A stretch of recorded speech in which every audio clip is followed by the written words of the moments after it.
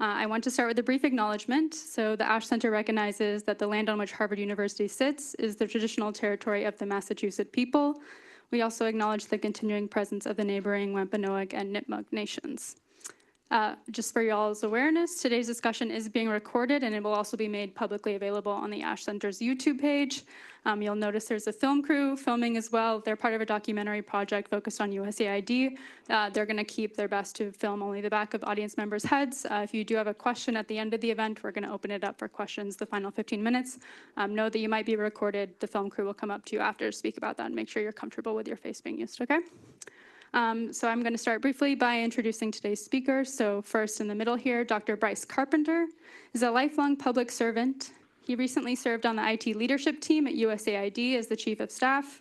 His work there advanced agency mission capability, mitigated cyber threat, and fostered innovation across the 108-nation digital mission space. Prior to that, he served at the U.S. Departments of Education and Veterans Affairs, where he was recognized by the Office of Management and Budget as a leader in a digital transformation and data policy. He has authored legislation, regulation, and policy. Bryce was drawn to government service when he was an academic at Montana State University. While at MSU, he worked closely with state and federal lawmakers on advancing the use of technology to close the educational opportunity gaps in rural America and American Indian reservation communities. Since the decommissioning of USAID, Bryce has been active in several pro-democracy organizations in areas of digital citizenship, election cybersecurity, and federal technology reform. Bryce earned his PhD in classics from the University of Wisconsin and his executive certificate in public policy from the Harvard Kennedy School. He's a proud veteran of the Army's Airborne Infantry.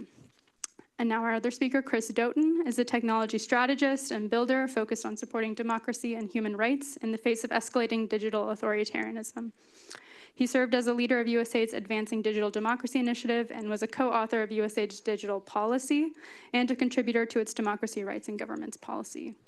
He has designed and deployed digital systems that strengthen civic participation and improve cybersecurity in high-risk political environments. Moderating today's discussion is a woman who needs no introduction, Ambassador Samantha Power, who is the Anna Lind Professor of the Practice of Global Leadership and Public Policy at the Harvard Kennedy School, as well as the William D. Zabel Professor of Practice of Human Rights at Harvard Law School. From 2021 to 2025, Ambassador Power was the administrator at the U.S. Agency of International Development, or USAID, which we will hear a lot about today. From 2013 to 2017, she was President Obama's permanent representative to the United Nations, ambassador to the UN. Prior to that, she was, sorry, I lost my place. I know the bio. But From 2009 to 2013, she worked at the National Security Council as a special assistant to President Obama, as the senior director for multilateral affairs and human rights. Earlier in her career, she was the founding executive director of the Carr Center for Human Rights here at the Harvard Kennedy School. And before that, she worked as a freelance war correspondent in former Yugoslavia, but other places around the world as well. Pulitzer Prize-winning author, of course, of A Problem from Hell, America and the Age of Genocide, among many other accolades. So over to you, Ambassador Power, and thank you all. Looking forward to an exciting event. Thank you, Kate. So are we going to pass, we'll pass the mic? They have lots. You're okay, okay. But I have one too, is it? Both, okay. Hi, everybody. Thank you so much for coming. It's great to see so many students and so many people from the ASH community, and just want to thank ASH and want to thank Kate and the team here for helping us organize this event. It's really important, I think, for I was about to say the story you have to tell, but really the facts you have to convey to be more broadly understood, both for an understanding of the vulnerability of American institutions and systems, but also the global implications, I think, of the facts that you have to present. I want to dive in really, really quickly, but maybe I'll just share a little bit of a very brief but personal reflection about the period, I suppose, just on the eve of what you will describe.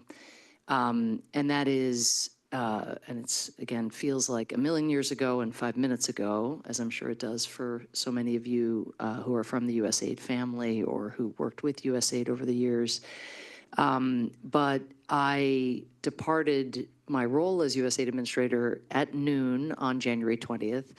I joked with my team that I was going to be the person kind of hanging on to the legs of the couch, and they were going to be pulling me by my legs, and it was some version of that because I had the best job in the history of the world, and left handing over an agency that I felt, biased though I was, had really come a long way and was on a trajectory to modernize in a whole host of ways. Thanks again to some of the people in this room, and above all, thanks to all the USAID staff and contractors all around the world.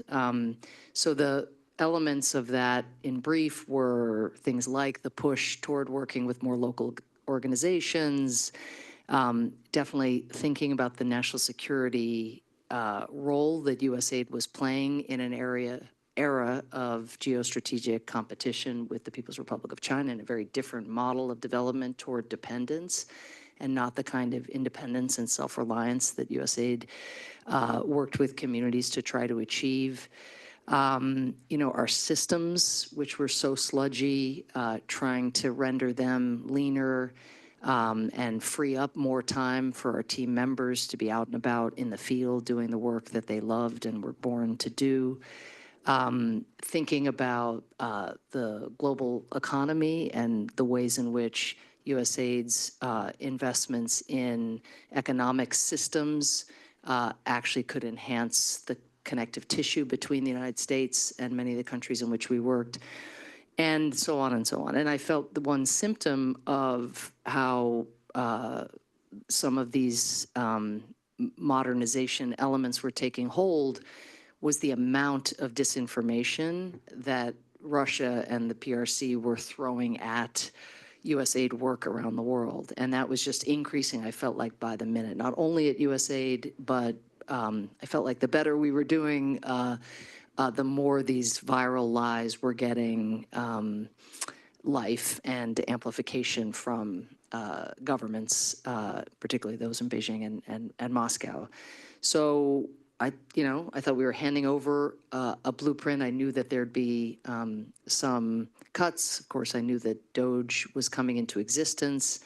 But while I expected USAID to get smaller, I expected as well that what had happened in the first Trump administration, namely that Republicans, many of whom had earmarked very specific sectors and programs according to their preferences, would defend the importance of this work. And particularly in an era of geopolitical competition with the People's Republic of China, that seemed even more likely that the importance of this tool, not just for American soft power, but for national security and for the national interests of the U.S., that would be evident and that would be defended. USAID, as many of you know, was not in the sights of Project 2025, so it, again, wasn't really even in the air that USAID had the kind of vulnerability that ultimately we realized we had. So I mention all that because that was sort of the headspace, some worry, definitely, reading the tea leaves, worried that my successor had not been named. That was not a great sign.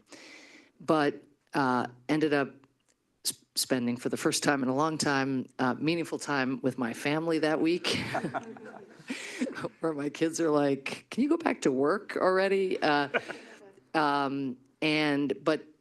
texting not that often, honestly, with people in the building, because everyone was so nervous that if they associated, even if I said, "How's it going?" or "Thinking of you," "Hope things are okay," that somehow that would be grounds for someone in the new administration to see that individual as disloyal. So there was not a ton of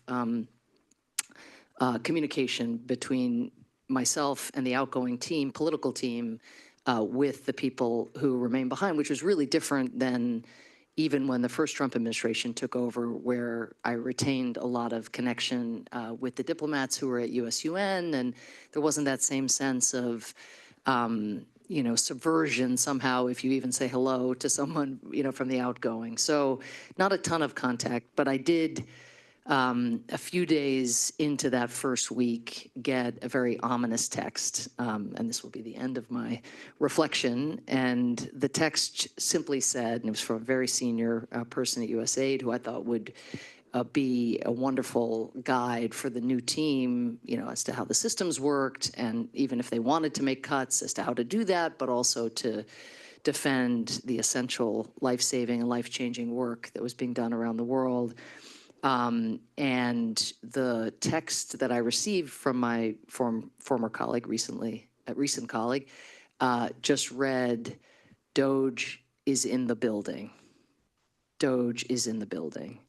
And it set off all kinds of alarm bells, but however loud those alarm bells rang at the time, they were nowhere near as loud as they should have been in retrospect, given what you all endured. And because I'm not technologically very sophisticated, I definitely did not understand the extent to which control of the technological infrastructure and control of the systems, never mind little things like that had big public consequences, like control of the website, which prevented journalists from seeing all the amazing work that USAID had done and themselves being able to debunk so many of those lies that accompanied the takedown of the agency. But I knew there was something very ominous, and because it had the feeling of an adversarial infiltration, but I didn't understand that the tools and the methods that they brought would provide such a kind of almost nuclear advantage. And it feels like that is maybe a decent setup for the story, Bryce and Chris, that you have to tell today. So why don't I turn it over to you, and maybe you could pick up the story that first week and tell the tale of the attack on democracy that we didn't see. Yes, thank you, ma'am. And first, I just want to thank all of you for coming. This is a story that has not yet been told fully or accurately in any media outlet. And that's why, I and Chris, we feel so compelled to join you today. Prior to any presidential transition, there's a lot of preparation. And, every bureau head, every program lead, they're updating org charts, they're making slide decks. They want to explain the good work and impact that their programs have had to the new leadership team. And this is a routine that happens in government. It's a well-known thing. But some eyebrows were already being raised prior to inauguration because there really wasn't the kind of transition team presence that we would have expected coming to the agency. We weren't getting the list of names of people who wanted laptops, or not to the extent that we had expected, all kinds of things. But then Inauguration Day happened, and we saw posted on whitehouse.gov, one of the many executive orders, but one named my boss, Jason Gray, who's the Chief Information Officer for USAID, and he reported to her. And he was named the acting administrator. And this is, I can tell you, this is something that Jason had never sought. Jason is a patriot. He's a career government executive. He's a good and decent man, and he's a fine American who's taught me so much. I really, really enjoy working with Jason. But this is really not the kind of thing he looked after. He was an excellent CIO. He was chair of the Federal CIO Council, well respected by his peers. And we wondered, why would they want a CIO to be the acting agency head? In retrospect, this seems so obvious. But at the time, we thought it's because the CIO knows everybody's business in the agency, like few executives do. So we went with this, but it changed his life, my life, all of our lives in that moment. And in the afternoon, the first business day after inauguration, that's when DOGE showed up. And at that point, nobody knew what DOGE was. Try to go back in time. There was talk about DOGE in the campaign. There was talk about DOGE after the election, but nobody knew it was anything more than just the immediate circle, of confidants around Mr. Musk. This was the first time we learned that DOGE had a staff, that DOGE had a presence. And so they came to the agency and they wanted to go to one place right away, and that was to the IT shop, which we call MCIO, right? The Office of the Chief Information Officer in the Bureau of Management. And what they wanted access to right away, among all the systems and data sets that the agency had, they wanted the immediate access to the acquisition system. something called GLASS, which I don't even remember what it stands for. Global something acquisition system. But it's an IT system that, all the contracting officers enter, the financial commitments that the agency is engaged in. And at that time, it was a little over 50,000. And that's everything from buying office supplies to feeding half a continent. So everything that the agency was engaged in, it's a good place to see the fiscal and operational footprint. And what they were not interested in what any of the programs did. They went in with a word search. And you can imagine the kind of words. And I'll ask you, if I start off with one, please shout out, and so let's see if we can come up with most of them. I'll start off with diversity. What else was something that they would have looked for? Inclusion, gender, race, Climate. DEI, climate. They were really into climate, sustainability. So you get it. Things that were, terms that were connected to Biden administration, policy points. And they wanted to see what those programs had, those names, and also who the executive sponsor of the very program was. And because that would give them the first big list of people who would go on admin leave, the first big, we called it the big beheading. So that's how they entered the building. And we had no idea, really. They never explained what they were doing, never shared a rationale, never shared what this was going to lead to. I can share another anecdote that is separate from this. It's not about technology, but it's about the psyche of the folks that came. If you had any opportunity to visit an AID office building, we had 3 buildings in the district, and every floor of every building had beautiful color photographs framed, wonderfully presented, of work that our folks do in the field, actually changing the world, stuff like kids playing in clean water, schools that had girls in them, like controversial stuff, right? So the next morning, I made sure I got in ultra early because we knew they were there. We knew some politicals were coming. We wanted to just facilitate their, everybody wants their laptops right away. Even though our operations folks were excellent, they're on top of it. Just had to be there. Just want to make sure everything went smoothly. But that's when I saw, coming out of the elevator, in the annex building where we were, that there was a gentleman, one of the building operations folks, who was taking down those pictures, but ordered to put the empty frames back up. I asked him about that, and he repeated it, and he said, "An order is an order." I said, "Got that." So that explains, and that sent a source, just a chill across, and some people just went to tears as soon as they saw that. And without going blow by blow, so once they identified, the programs with the words that they didn't like, and I share that because if you've been paying attention, other DOGE folks have been recently deposed, and those video depositions have been shared online about when they went to NEH, they did the exact same thing. They looked for those certain kinds of buzzwords and killed programs based on that criterion alone. But by the end of that week, by Friday the 31st, they had complete control of our enterprise. Luke Ferrator was the DOGE employee who made himself the super admin of the enterprise. For those who may not understand what enterprise means, I would say it's where the agency is. It's not the office space. It's where all work happens. It is the collection of networked IT systems, data assets, every office laptop, all applications, where we do our work. And they had complete control of it in a way that no single human being ever had before. And we were asking ourselves, what are they doing? And by that point, we knew that they were not yet government employees. They didn't have an interim clearance. They were interns of SpaceX when they took possession of all this.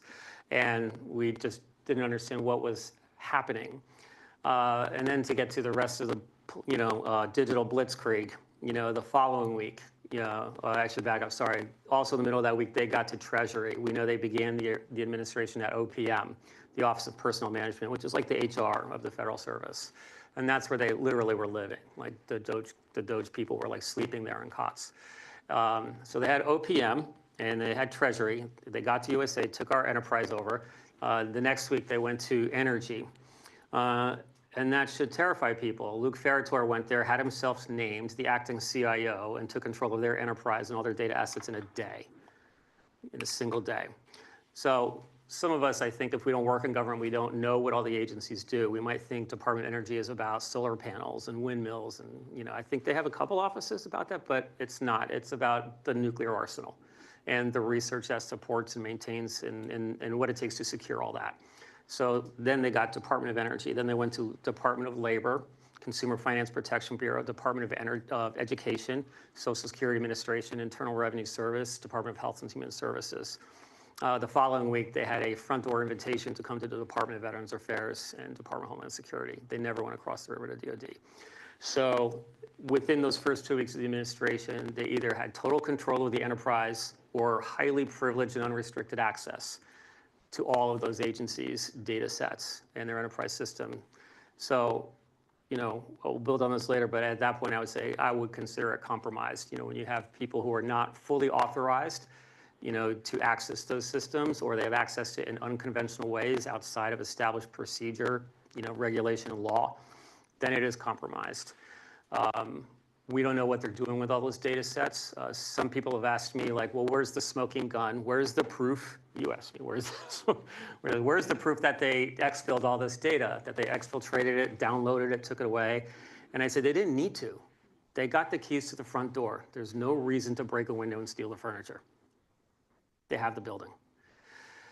So that's the digital blitzkrieg, and that's how they took control of that. And so that has not really been fully developed. And I think, to be fair to most of the mainstream media and even a lot of the trade press, they just simply don't know what questions to ask. And it's happened at a scale unprecedented in history, in governmental history anywhere. It's almost too much to consider, but they did it. And then I'll plant this, and we'll talk about this later, but it's irreversible. Do you want to add here, Chris, at this stage? No. Okay.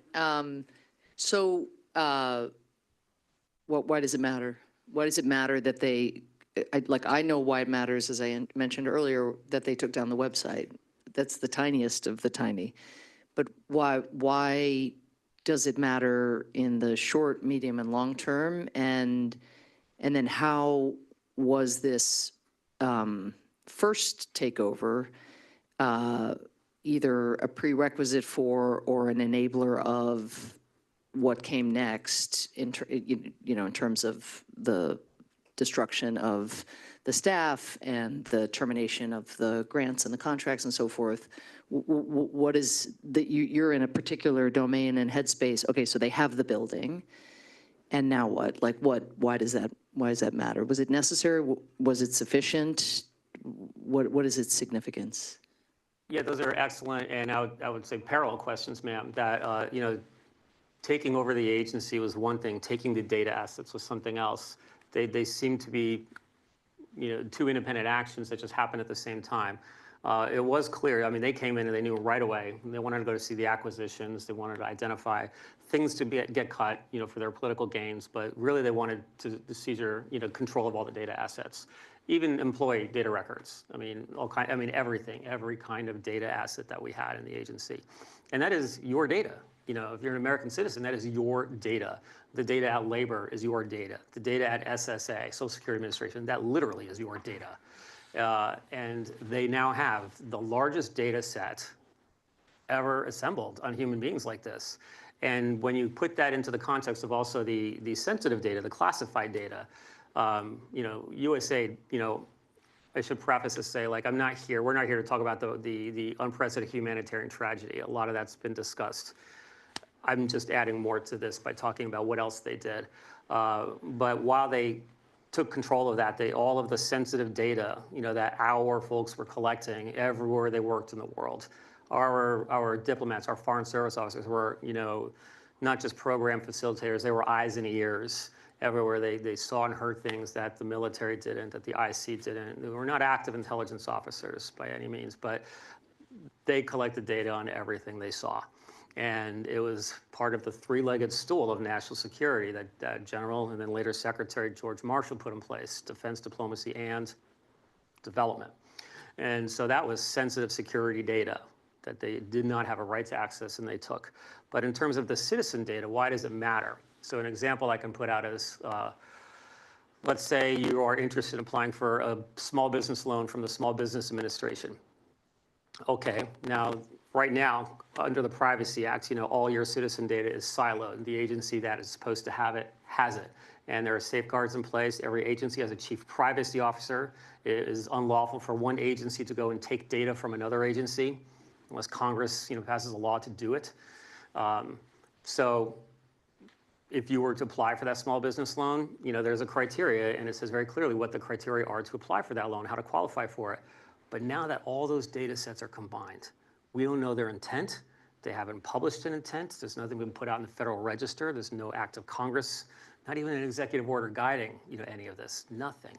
So now they could say, why should we give you a small business loan when we know you have a child with disability, right, that's getting benefits that are,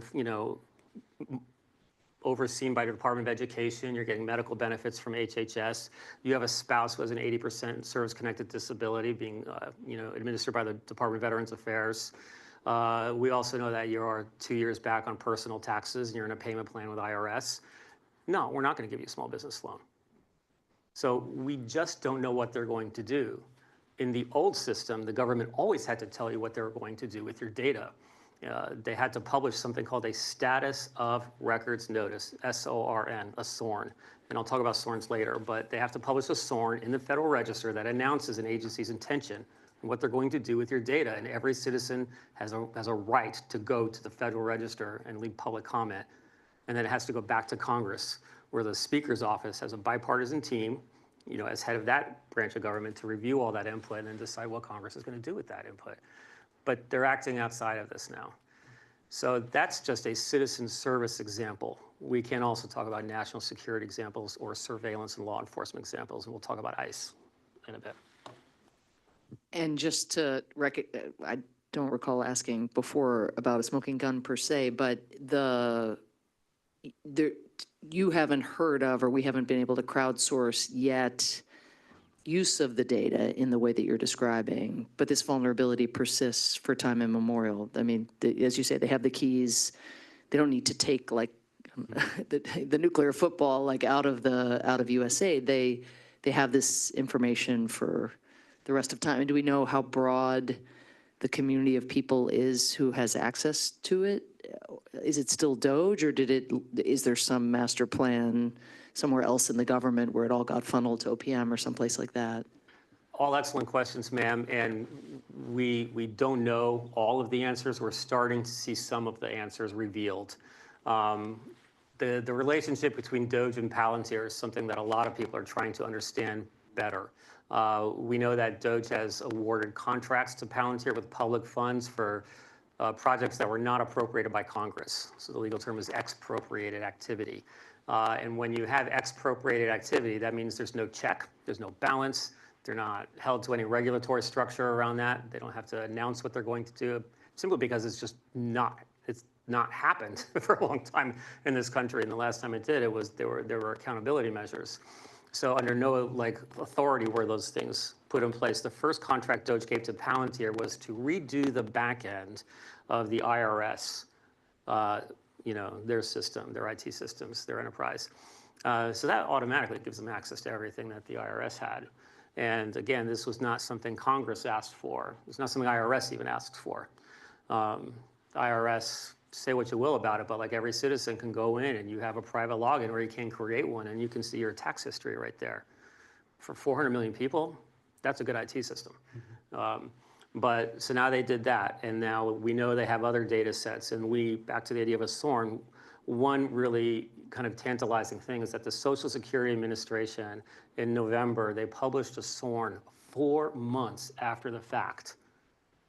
If I asked my team to go publish a SORN in the register 4 months after I did something with citizen data, I would have been walked out of the building, probably in handcuffs. But they published this after the fact, saying that they had shared their data set. So think about that. The Social Security Administration shared their data set with DHS and its contractors, and for the purpose of doing the work of ICE. And Palantir is the contractor doing all that work for DHS. So we're starting to see some things emerge about what they're doing with those data sets.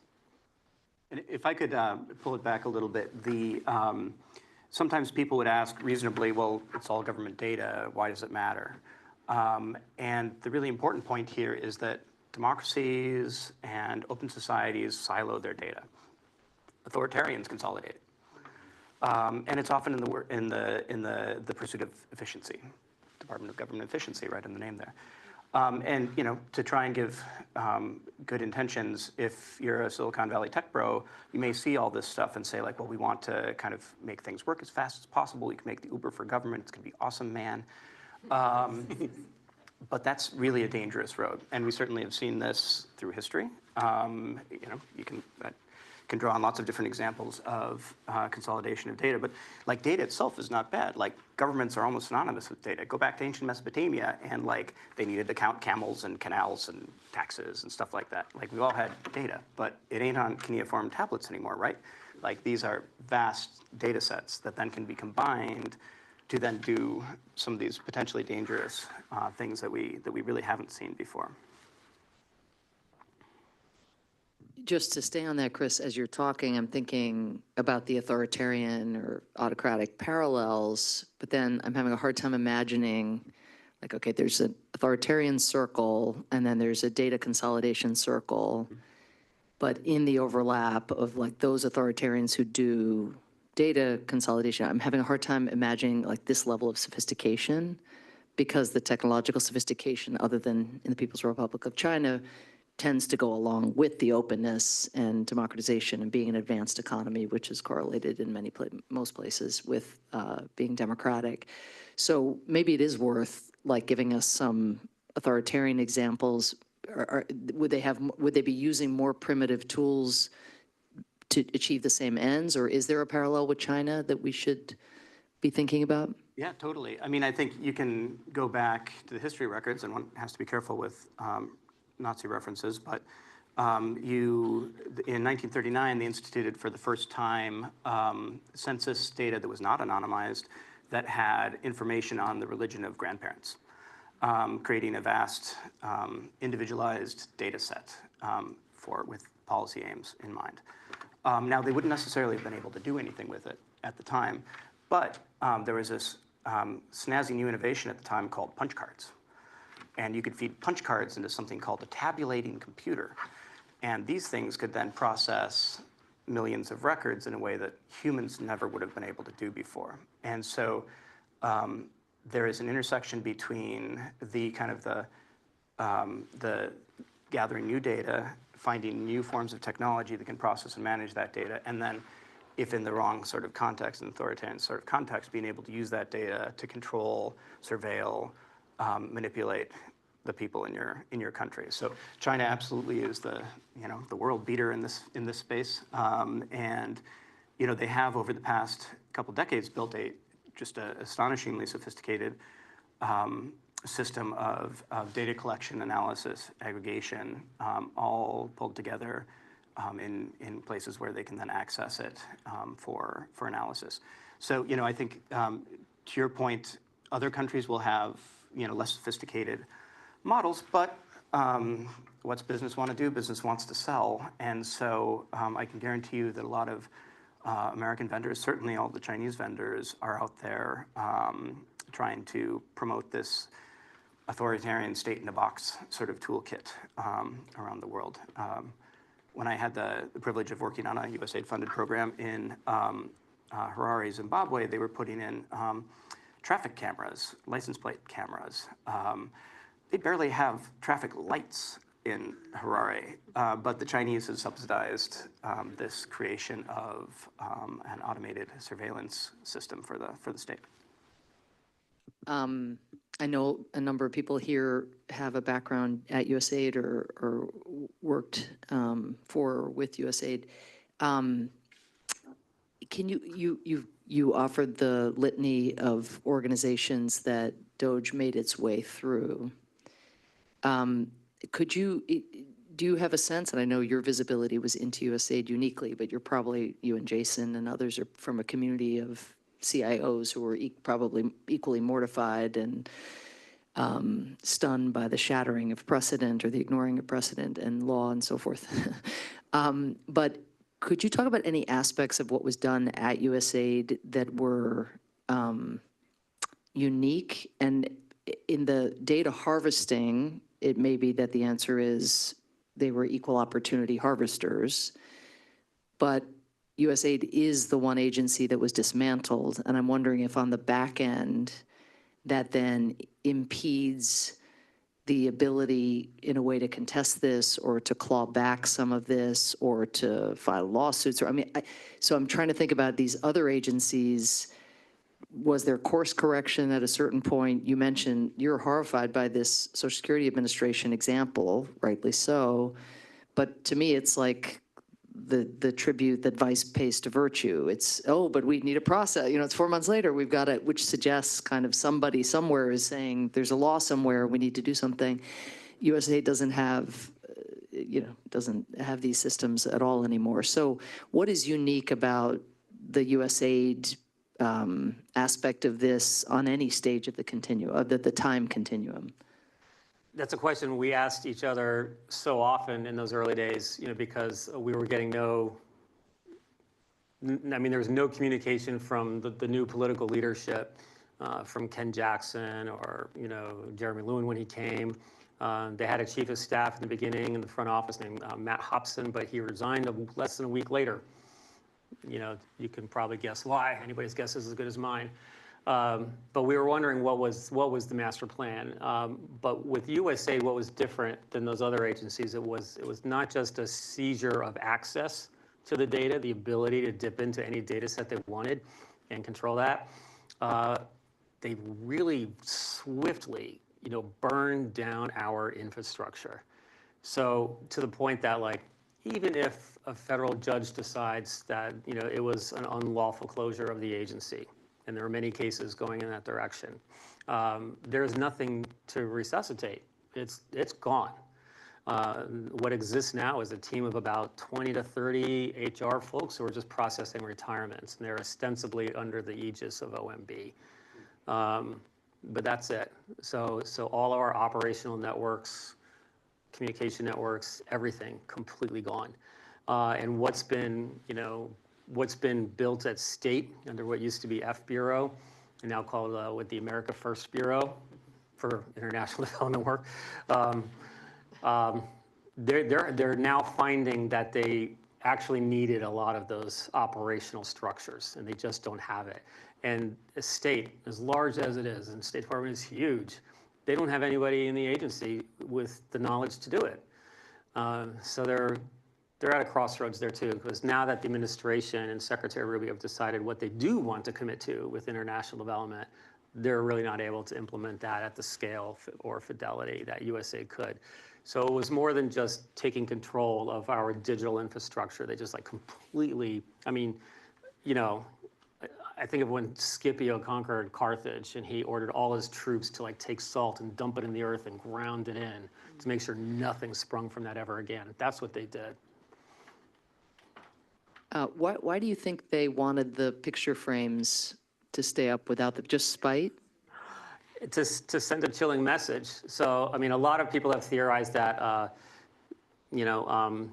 is the party line from the administration, is there any truth to it, where they said that they just wanted to come in and clean up USAID, reform a few things.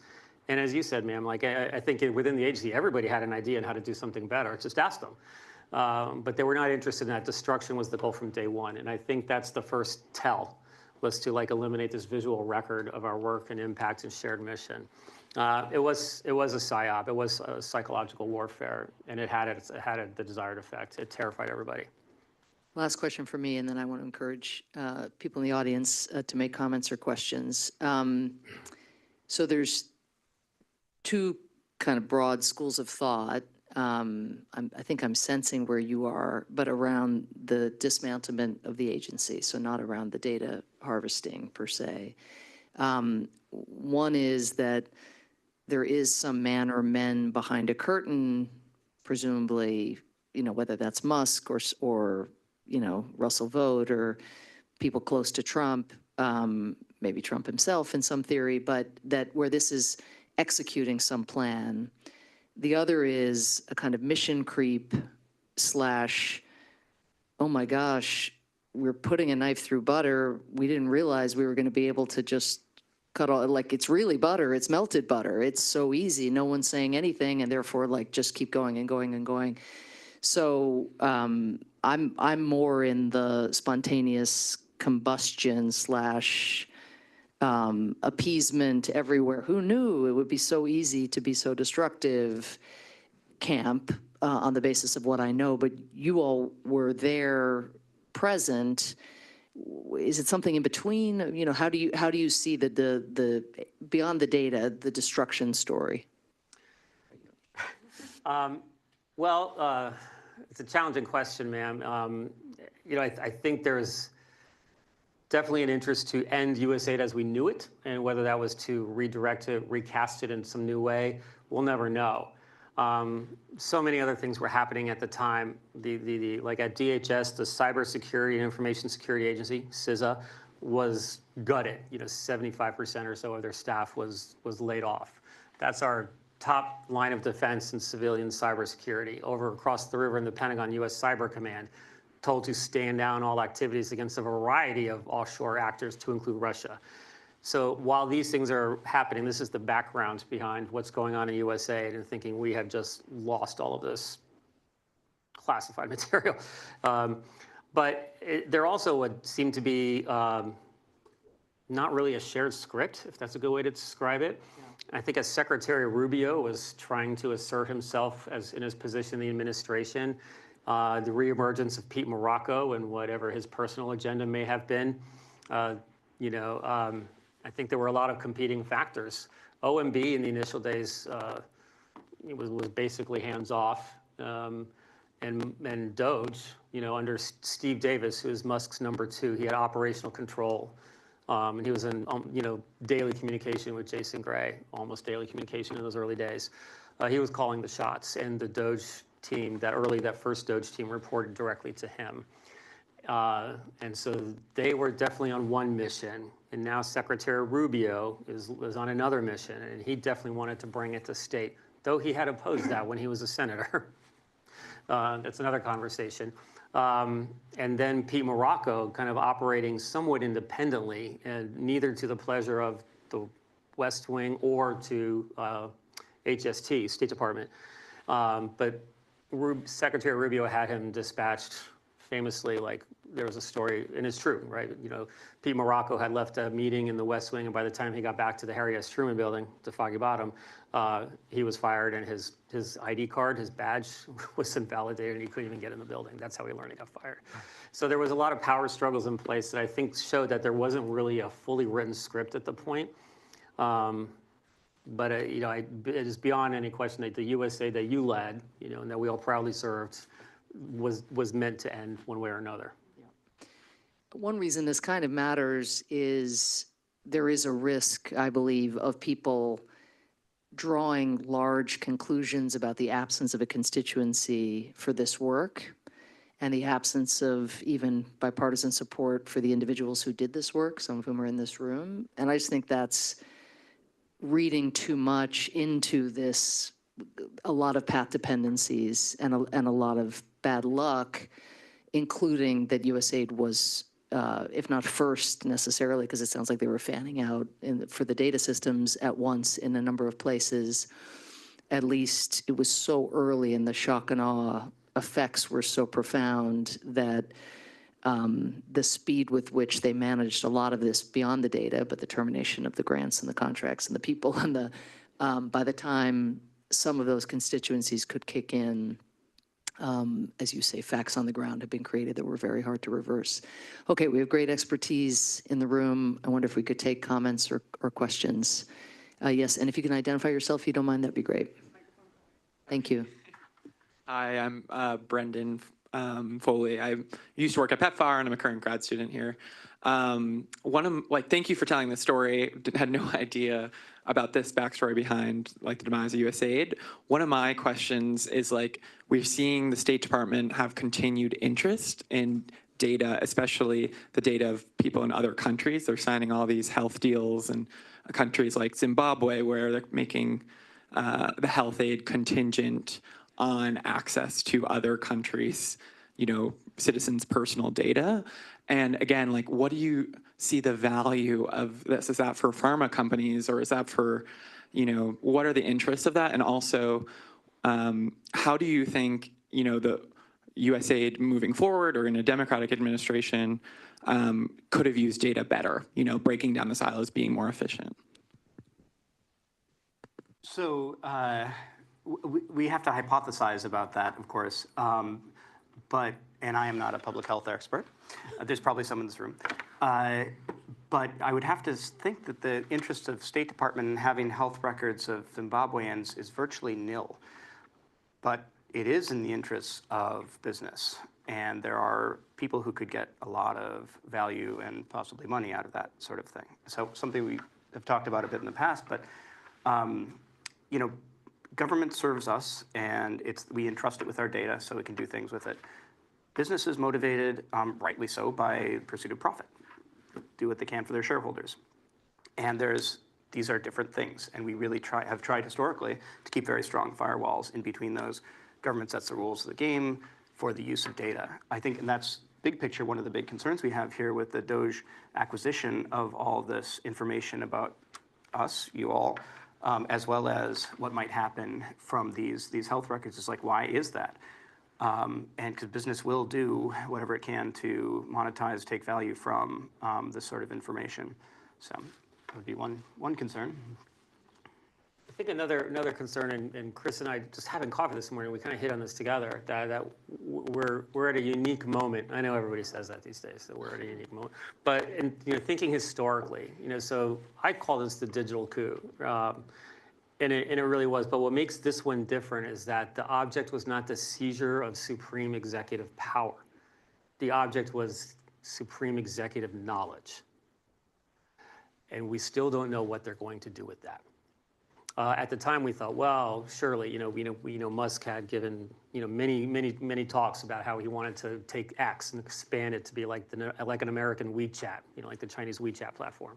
Or he was, trying to grow Grok, in XAI, like his AI platforms. And you need data to do that.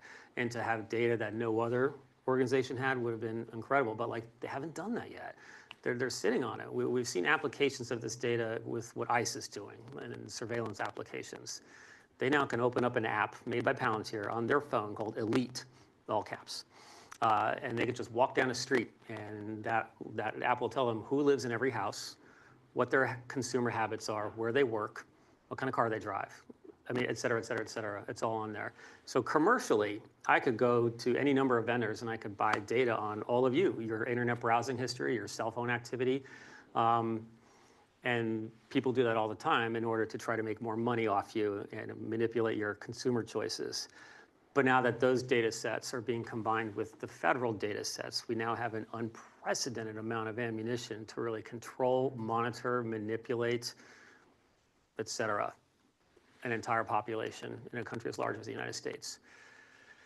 So the health data is one thing, but it really is just, I think, part and parcel of it. I think the State Department is looking to still continue to shovel coal into that, whatever data they can get. And you mentioned lawsuits around the ultimate disposition of USAID. Are you aware of, or what's the status of lawsuits around data? Is that harder to get people exercised about where they would become complainants, principals, plaintiffs? It is, and those of us who are in the technology world, where we're always wondering, well, why? This is unprecedented in human history. Why isn't there more of this? But there are several, of course, lawsuits, questioning whether or not the reduction in force activities were conducted lawfully under Title V, or whether the agency was in their, could they terminate all those contracts in the way that they did? Was that lawful? So there are courts deciding many questions, and then of course the big question: who called the shot? And this is the big case right now. Who made the decision to burn the agency down? Nobody's stepping forward to even claim that one, not even the president. And so, my boss was deposed for a very, very long time in one of these cases, and just told his story, and he's a straight shooter. So, but that is still being, tried in the courts. So in terms of is there a data suit? No, but there should be. And if anybody here is an attorney who wants to take on a good, case that might create digital precedent, that is what I'm looking to do and contribute in the pro-democracy space right now, is to, so is Chris. We're in this, shoulder to shoulder, trying to create, a coalition of people around a nonpartisan agenda that's very pro-democracy to create this kind of awareness of what digital government is, what digital citizenship is, create a digital Bill of Rights and how to reclaim some of this. We're never going to be able to get these data back from these perpetrators. But what we can do is introduce new accountability and legislative structures with regulatory frameworks that come from them to say what they can do with it. And to build on that, and I know we're running low on time here, so not to leave this just with gloom, doom, and despair. The old order wasn't necessarily working all that well. The USAID was working perfectly, of course, but the U.S. government in general, like society, like we've been through like a climactic shift in everything because of the digital world that we're now in. Our systems and institutions, like high-speed messaging, when they were designed, was a fast horse. Like, we are in a very different world today. And so devastating as this last year has been, I think for probably many of us in this room, it has leveled the ground. And now we have an opportunity to rebuild. If we can hold on to our American democracy, and if we can keep the republic, then we have an opportunity to build something new, better, stronger, that meshes with the digital world in which we're now living. And so it's very sad to see the old order ending, and it's very scary to see what might happen. But you all are young thinkers who are focused on these issues that are going to be some of the motivating questions of the next decades. And it's a real opportunity for you all to really kind of help shape the world that's going to emerge from this. Yeah, Great. no pressure. We should end on that note, but we haven't had enough time really to hear, and we started a little bit late. So other questions or comments? Yes, Farjana. Farjana was a superstar USAID leader in Bangladesh. Thank you, ma'am. Thank you, Bryce and Chris. It's good to know the story that was happening here because we were working on life-saving waiver and foreign assistance review FAR, which never heard back what happened.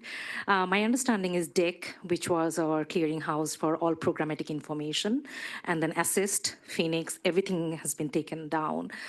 Is there any way to get back a hold on the DIC to get the programmatic information, number one?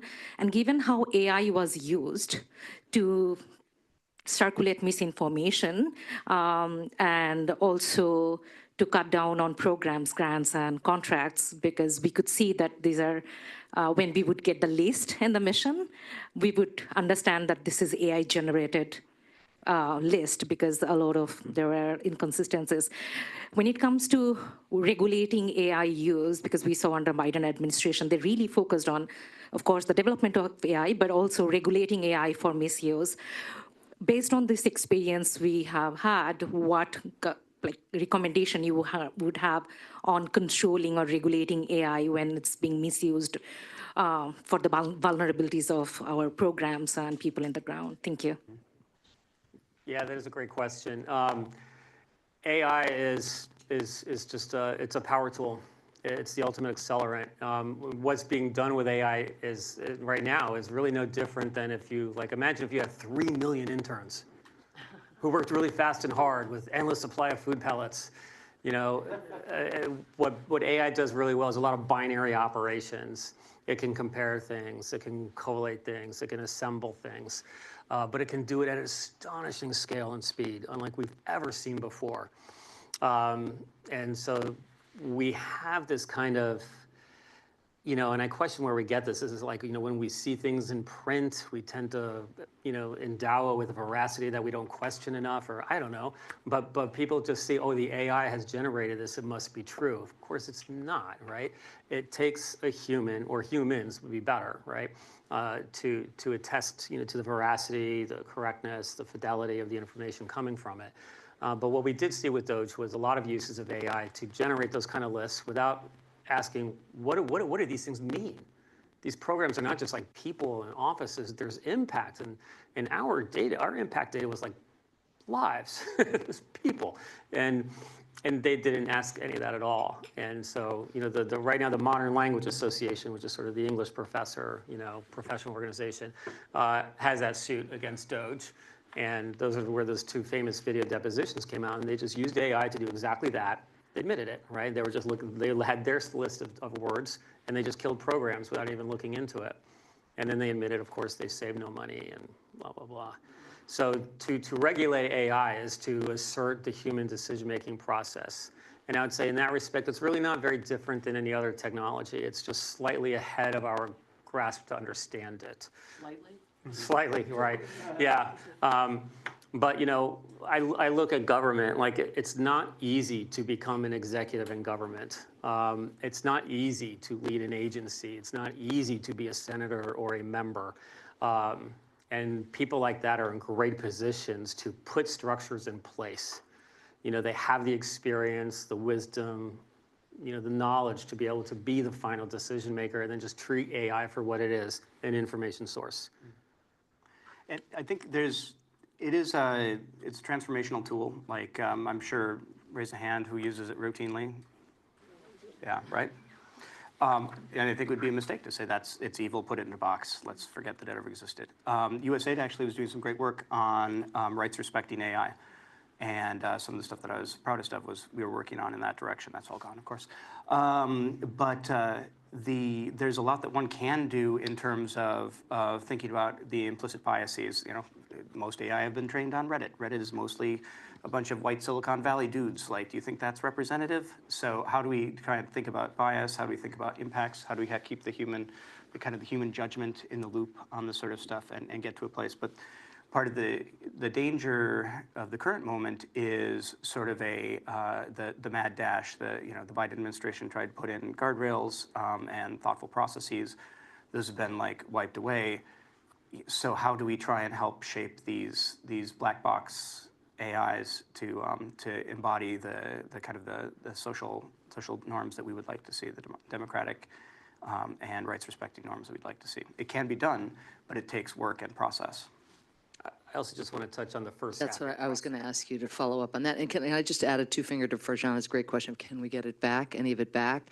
You know, with the midterm elections approaching, there is a chance for there to be more considered leverage if the House of Representatives goes to the Democratic Party.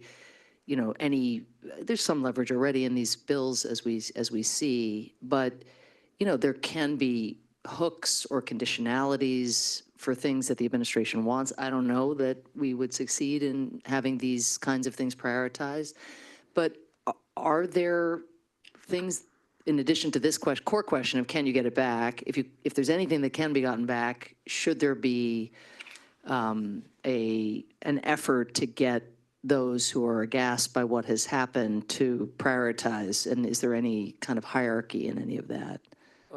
Short answer, absolutely. So I will remark that, like, you know, I remember speaking to a colleague of mine, Stephen Hernandez, who was our Chief Information Security Officer, CISO, and acting CIO during all this. His first day was the day that Jason got made the acting administrator. He's a great technology leader and one of the best executives I ever worked with in government. But he would point out, right, that the one thing that the DOGE folks seemed to respect was the fact that they couldn't delete anything. You just can't delete anything in government. And I'm not talking about like a sentence in your email.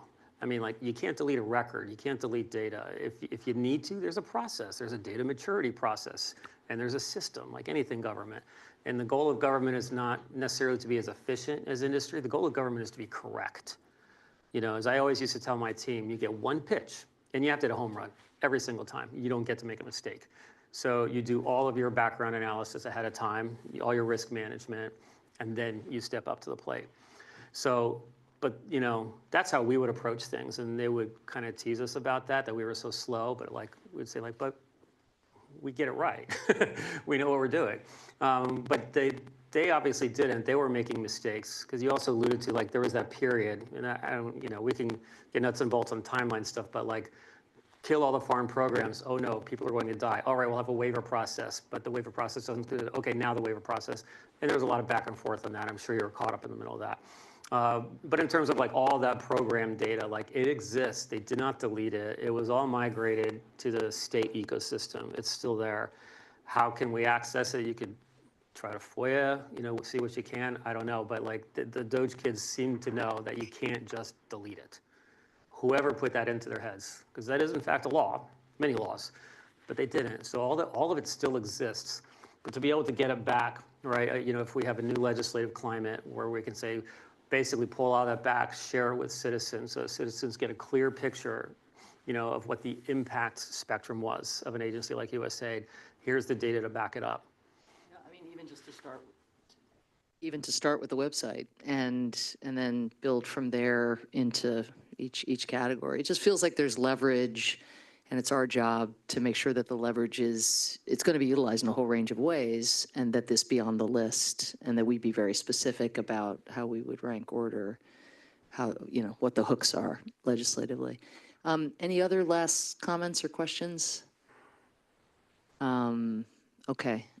Thank you all so much for coming. Thank you for this chilling blow by blow, but above all for being so constructive about the kinds of safeguards that are needed, and using this example to try to move this community and all the communities that you are sharing these facts with into a more proactive and constructive direction. So thank you both, really, and thank you above all for your service. Thank you. Thank you.